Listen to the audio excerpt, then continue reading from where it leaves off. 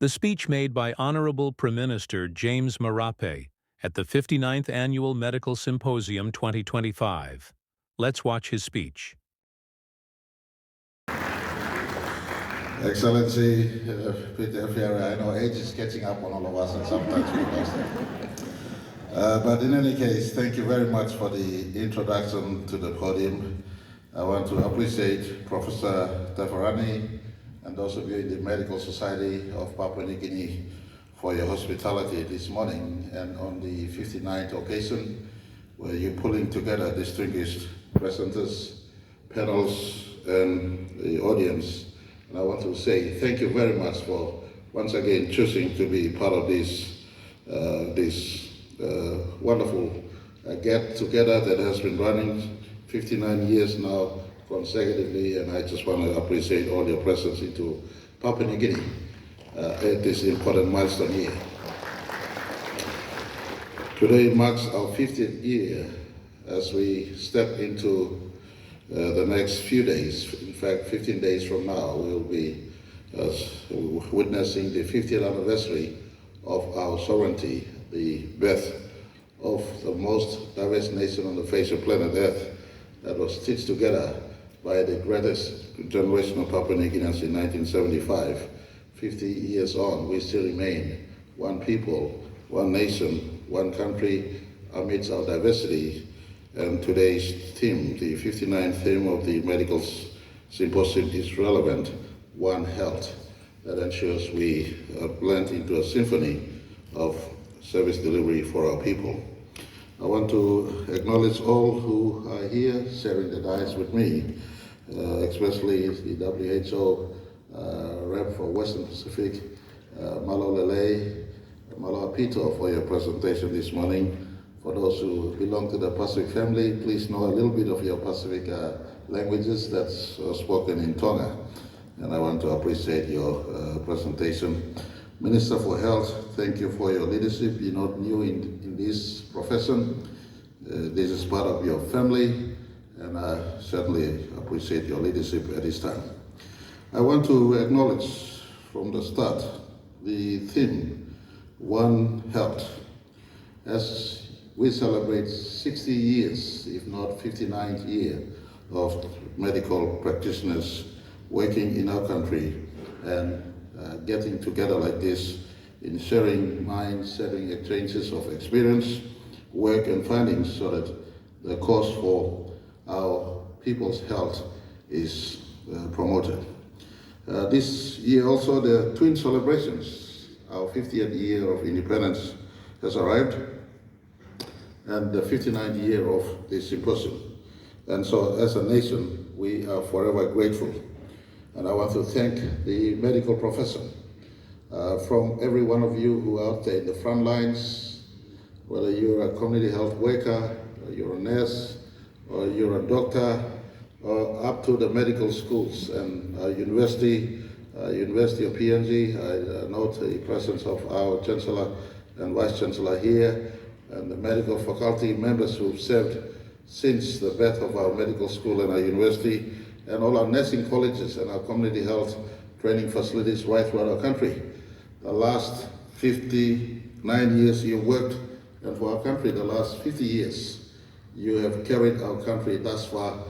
Bigpla, thank you, Tomas Layupla, thank you, Bada Herea, thank you very much to the medical workers of our country. If there is any one cluster of professionals in our country that has left an indelible fingerprint, footprint, handprint, and mind print, if I could use this word, in our country, it has been certainly the medical professionals, and I just want to say thank you very much. From those who have been part of us from outside, non-indigenous Papua New Guineans or friends of Papua New Guinea, as well as Papua New Guineans, you know who you are. History will forever remember you, and I just want to say thank you to all of you. And in honoring those who have passed, let me please, if you all, it's not in my speech lineup and program, but if you can all allow us to pause for 10 seconds, maybe 20 seconds or 30 seconds, he deserves a greater pause and remembrance, but just a little while, I want to ask to pay homage to someone who's very close to me, who accepted me into employment many years back, not knowing that I'll be Prime Minister. It was given me great insight into research-based work that must drive public policy, and let's all pay respect to Deborah. Professor, thank you for coming by. We really appreciate you coming by. Sorry for the loss of Professor Michael Alphas. If I could ask all of you, please let's give him 30 seconds, if not a moment of silence and respect, since this is the first session when he's not alive with us.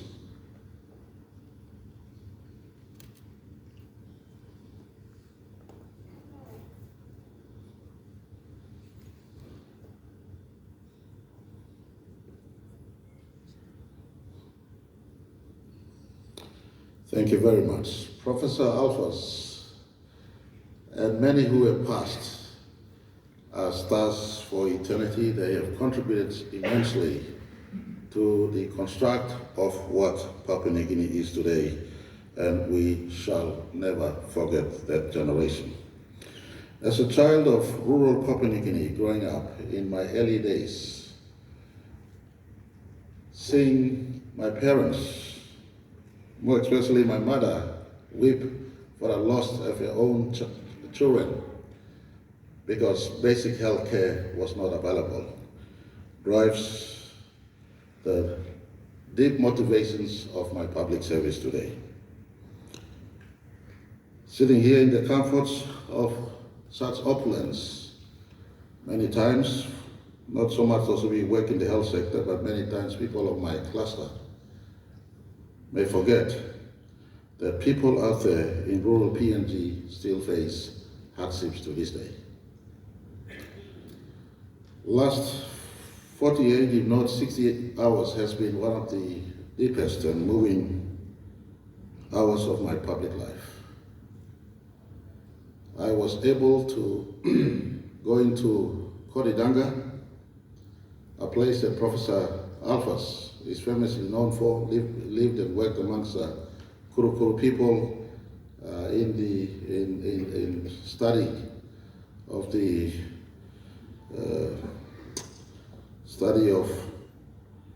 brains that he is famously known for. They are still remain unconnected, despite Kerama only 20 minutes by helicopter ride, or Leh only 30 minutes by helicopter ride.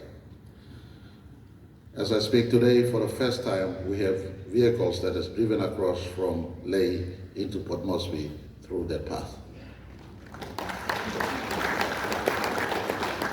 5 years ago, I visited them unannounced. Just stepping into one Sunday, I decided to fly into that place, and I pick up my phone, called the governor then, Governor Gulf, called the works minister then, the work secretary. I said, what are you gentlemen doing this Sunday? One was saying he was going to the golf. I said, I have a better idea. I go to the helipad, and I was able to fetch up the four. We flew in unannounced into Kaintiba, and the community was surprised. There were only 20 or so people there. They were so isolated, they never knew who I was. They only knew the governor because he was the governor for the last 20 years. And they ran to him and ignoring me on the side. That was a fair go for me. I don't live in bask in a popularity contest. I was happy they didn't recognize me, but governor had to point them, your prime minister is standing there. And they ran back to me. And they asked me, are you James Marape? I said, I am. And we hugged, there were tears. I said, thank you for coming by. We have our medical little aid post there. It's very run down, but what do you need? I asked them, and they said road. And I promised road is coming. And today, by God's grace, 5 years on, it is not a super highway, but road is possible. So I went with them up there and, on Friday in the morning, and they came out. Little children dressed still in their traditional regalia. not because they have choice to, but they had no choice. That was their dressing. What they were dressed 50 years ago, they were still dressed in that outfit today as we speak. Later on in the day, I got Chopper to drop me off at Cupiano. I got into a car and we drove to mid-place. We have linked 300 kilometers of missing link from in between Cupiano and Gadaisu in Milne Bay.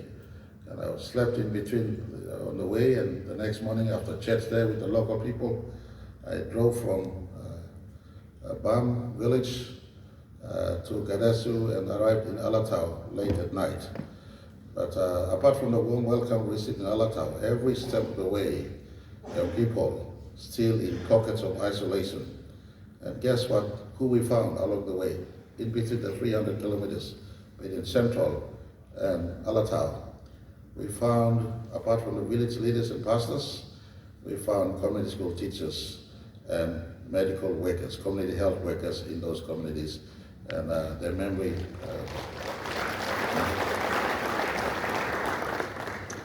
And so I want to say thank you to all who serve in rural communities. As a child of rural PNG, the motivation that drives some of us to work is to make sure we do best for our people. It is no fun to see your loved one passed on. 1977, I was in remote Oxapmin, and some those of you have been to Oxapmin. Acting Secretary, Mr. Y, have you been to Oxapmin? I know in devolution of powers, the West Pacific Provincial Health Authority has custody of Oxapmin, but sometimes it pays for us to leave our offices and visit those areas so that you could be in the mindset of people in the front line of service need. In Oxapmin in 1978, I witnessed my mom burying her son in Oxapmin because the child had died of wanting medical services. In 1982, when I was conscious of election in country, I lived in a village where a candidate was picked up by Pangu Party, and the first advocacy for Pangu Sawal Road became ingrained in my mind that as a politician you can possibly deliver health and education to your people. So in 1982, I had the consciousness of politics and what politics can do. And I wasn't seriously aiming to be a politician, but when I arrived in university, after leaving university in 1993, I made a conscious choice to go back and work. And thank you, Professor Alphas, for granting me the work and Barbara for giving me a space in Terror Research Unit. I was stuck in Terror Research Unit for some time, trying my best to serve the rural community. So medical work is a noble work. You work behind the greatest physician, Jesus Christ of Nazareth. He was the greatest physician. So every Christian in the house here, and every Christian in our medical department working in our country, if you're a Christian and a pronounced Christian, know it right from the start that you work behind the legacy of Jesus, who was healing, caring for the sick as part of his work up there. And your country honors you. And I want to take this time to also pay my respect to others who are here, the seniors amongst us. Professor Saisi came out, stepped out of work in terms of regular work. Not too long ago, one of the saddest moments for me was for us not to have farewelled Professor Vince properly. He left as humble as he came in. He left silently, and I thank those who paid respect to Professor Vince, who left and is now back in retirement. But Professor Tafrani, yourself, and others who have served our country very well in the medical fraternity, we want to say thank you very much to yourself. Of course, PNG Institute of Medical Research, we thank you for the work, and all family who are here in the entire medical fraternity, as well as science and research. I noted for the first time, I think you embraced the agriculture department. So I want to say thank you for embracing this medical symposium in a holistic way. That is proper. Prevention is better than cure in some sense. I go to university, we have Professor Topu Raleigh, amongst our best mind in the field of agriculture and pharmaceutical, in the field of study of plant-based solutions. We do have it in our country. Thank you for embracing this conference from a totality perspective. I want to say Papua New Guinea is a country that has, better than 1975, we are a people that has lived in this space for thousands of years. If you don't believe me, look at Cook. UNESCO, it's an established UNESCO World Heritage Site. Cook has been established as a settled agricultural site for over 10,000 years. That's almost on par with Mesopotamia in the Middle East. So Cook has been established as a settled agricultural site depicting our people living in PNG for many, many thousands of years. We interface with nature, we interface with our environment, and we coexist. Where else on planet Earth you would find 1,000 tribes into a symphony of one people, one nation, one country? Saigara, this is not just a concept that was birthed in 1975. If someone carry around PNG Kina is depicted from our original traditional currency. Kina is not an introduced name. Before 1975 and before even Kina and Toya was birthed, we have societies that traded in Toya and we had societies that traded in Kina.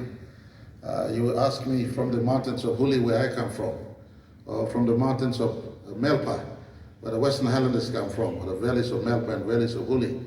How will a Huli chief or person have a Kina shell to trade, to marry, to do business? They were picking it up from their compatriot in Gulf, where trading was going on, as our coastal Papua New Guineans then traded inland with the inland tribes. So trade and people living with nature and themselves have existed even before 1975. 1975, we were fused into one nationhood.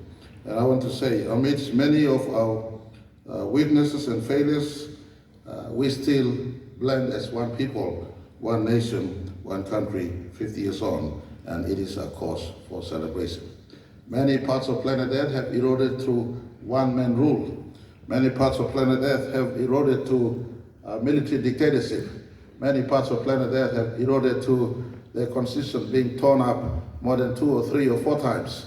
PNG sovereignty is underpinned by our one constitution that has kept our one people, one nation, one country running 50 years on. And I want to give you our country's assurance to those of you in the health sector, especially many of the development partners who have stood with us 50 years on, that you are amidst a nation that is vibrant, that protects our democracy, that works to leave no place and no child behind in the best of our endeavors. Please don't blame my past 7 prime ministers. I will not blame 2, although I have contention with only 1 or 2, but the rest I'm okay with. In their own time and space, they lived their best for our country. In 1975, when Marape birthed this country, guess what? Our GDP was only under $1 billion or Kina equivalent, because at the time Kina was on par with US dollar. So $1 billion of Kina. A nation of close to 3 million people, a nation that lived in islands and valleys and swamps and mountain tops.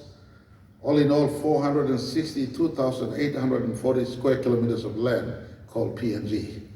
So the cost of service delivery was so high. And it has been that way even up till today.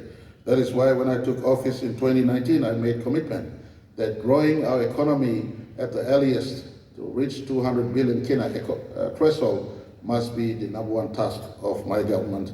And whilst we're trying our best to assist health, education, law and order, and all the other sectors, growing our economy still remains my #1 task.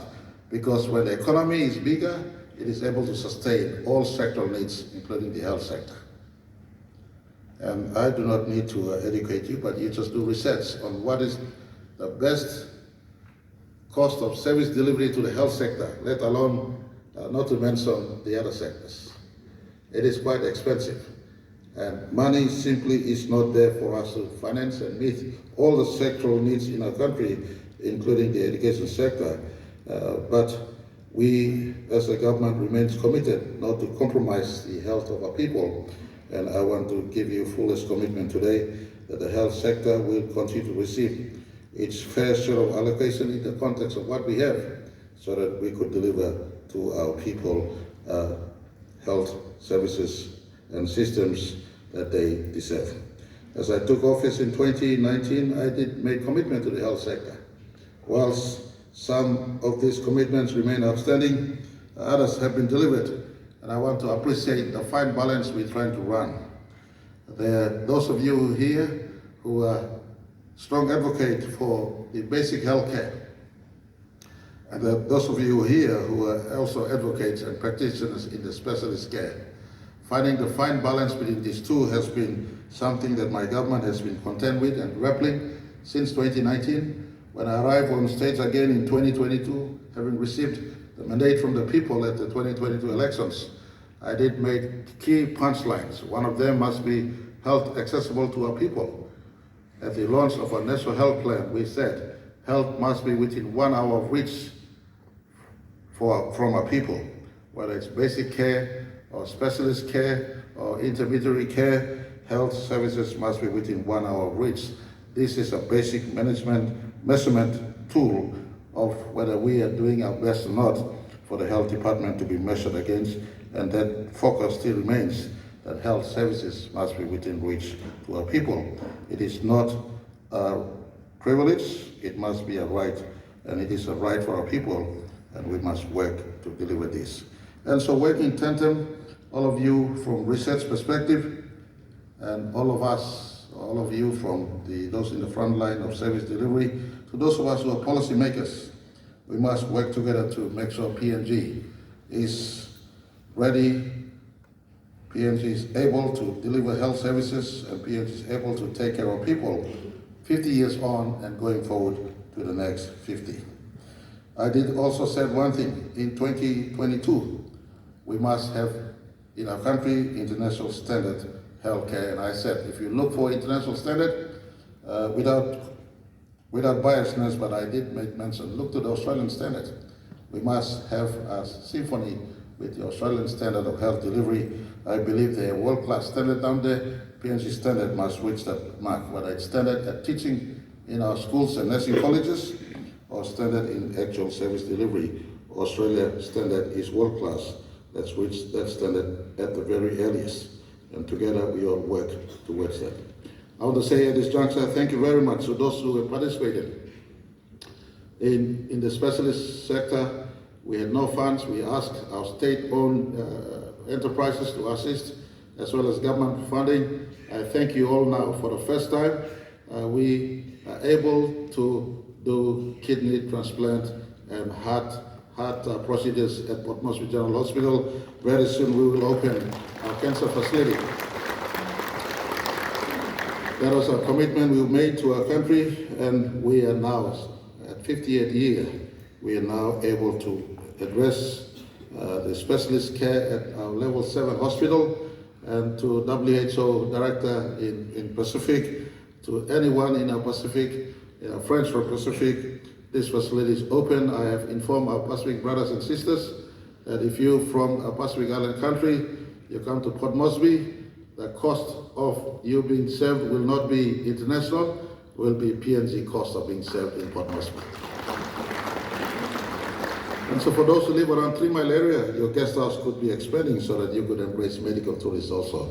This is something we want to also do going forward. And I thank all of you for participating. Thank you to the doctors who get engaged. And I want to complete by pointing some examples. Let's not delay in getting things done in our country. What needs to be done, we must do. And I ask especially those of us who are administrators. those of us who are public policy holders, let's assist the frontline people by serving them well in what we do. I'll give you one example. The anesthesia procedure just launched today was sitting in the cupboards in our government system, not just the health department, but the entire government system.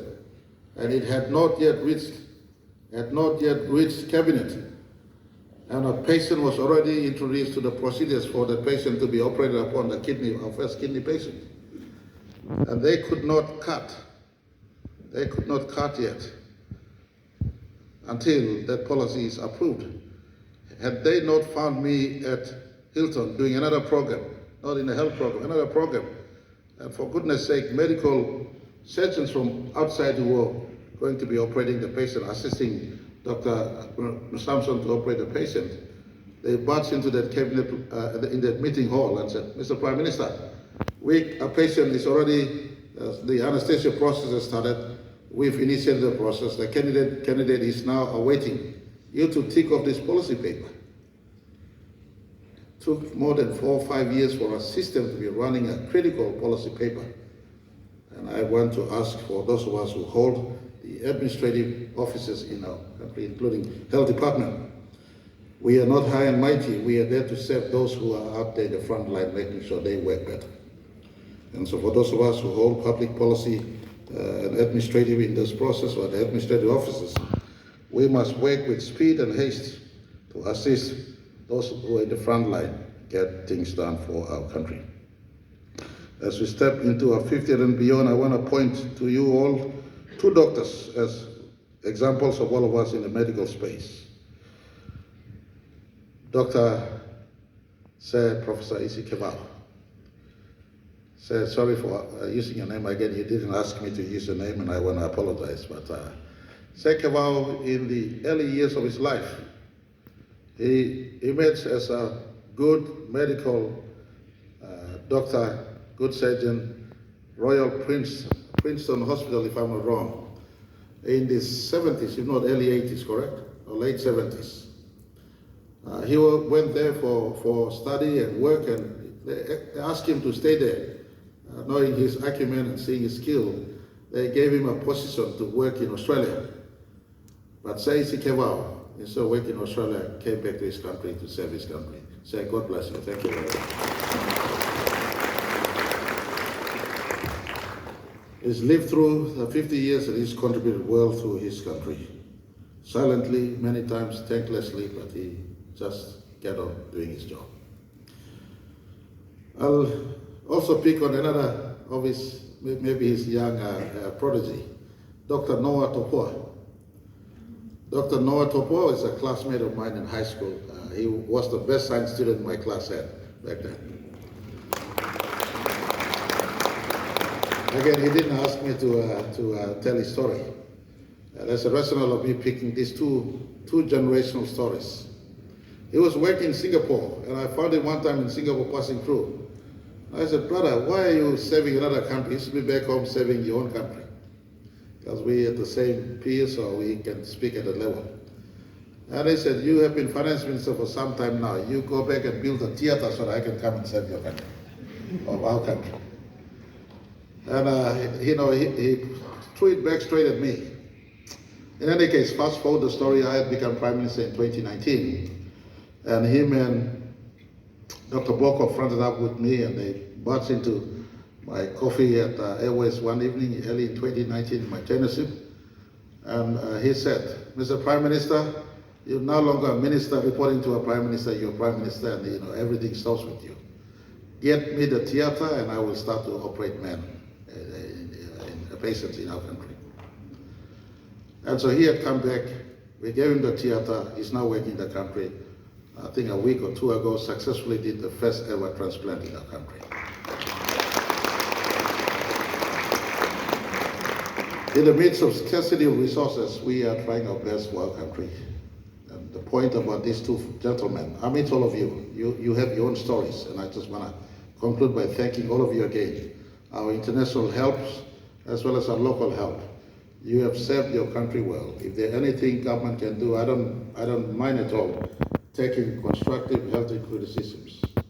In the face of resource constraint, what must be done? Let's not compromise basic health care, but at the same time, give the specialist care to our country, balancing these twin propellers of medical care in our country, supporting the technicians, supporting research aspect, and making sure standards are improved, and at the earliest give our 10 million people. We no longer 3 million people in 1975. We have 10 million people with increasing lifestyle-related disease, and the needs of medical service in 2025 going forward, that is quite different from the medical needs of the 60s and 70s and 80s, balancing all aspects of medical service delivery, fixing our medical school, making sure medical school is competent. Chancellor and Vice Chancellor, please detach, allow them to be on their own, but a close collaboration with UPNG, let us work in that space so that they can train good medical schools, medical professionals linking with our nursing colleges, and together we could keep our 10 million people secured in a health system that is functioning well to serve our people. I look forward to the outcomes and conclusion of this meeting. Thank you very much for inviting me. Medical professionals, you have saved our country the last 50 years. And I ask you all, save your country the next 50 years. Governments will come and go, but medical professionals will live on. Be faithful to your country, because God will honor those who are faithful. Thank you, Thomas.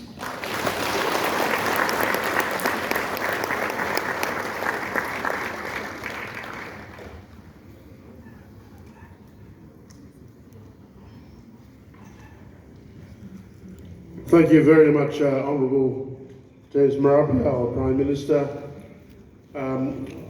Also, I wish to announce that the Prime Minister will shortly be departing with his Minister for Health for Cabinet.